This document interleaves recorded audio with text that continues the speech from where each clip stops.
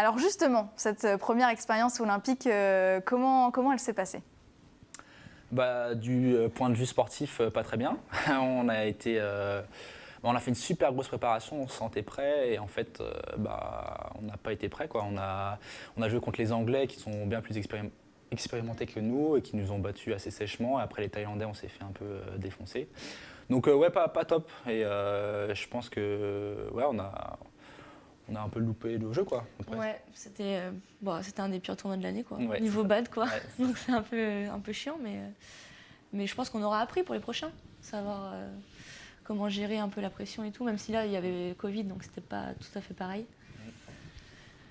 Mais donc.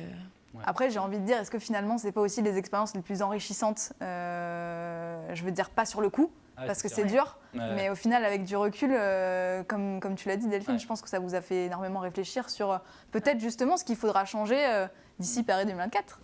Ça, c'est sûr. D'ailleurs, on a mis super longtemps à digérer parce qu'on a fait les 3-4 mois après les JO plutôt très mauvais, quoi. Donc, je pense que c'était le temps de digérer tout ça. Et comme j'ai dit au début, on a essayé de communiquer un peu plus, mais au début, c'était bizarre parce qu'on n'arrivait pas trop à le faire. Donc, ça a mis du temps à se mettre en place. Et donc là, depuis janvier, on a retrouvé notre niveau, donc c'est cool. Mais je pense qu'on a énormément appris et on est plus fort maintenant. Il y a moyen d'aller chercher la petite breloque à Paris, alors? Ah c'est l'objectif. J'espère.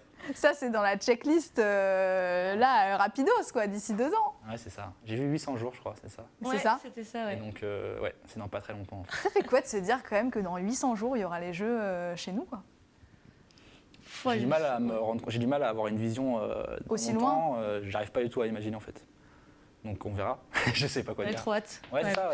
Ça va être génial, mais c'est dur d'imaginer. Et est-ce que vous êtes sûr déjà de faire les Jeux à Paris ou pas? Non. Avec le classement qu'on a, oui, ça c'est sûr, mais...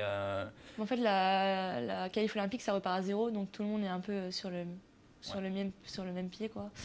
Et du coup, non, c'est pas sûr, faut se qualifier, mais maintenant on sait comment ça se passe à qualif, donc... Justement, avec ce niveau de jeu qu'on a actuellement, on sera qualifié. Ok. Voilà. Et puis aussi, vous êtes la première paire française déjà de base. Ouais, de base, c'est ça. Ouais. Qui arrive, j'espère qu'ils vont nous challenger un peu, mais pour l'instant, ouais. Qu'est-ce que vous pensez du spot aussi? Parce que ça sera à l'Arena Porte de la Chapelle.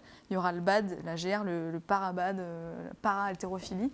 Vous avez une idée d'à quoi ce spot il peut ressembler? Aucune idée.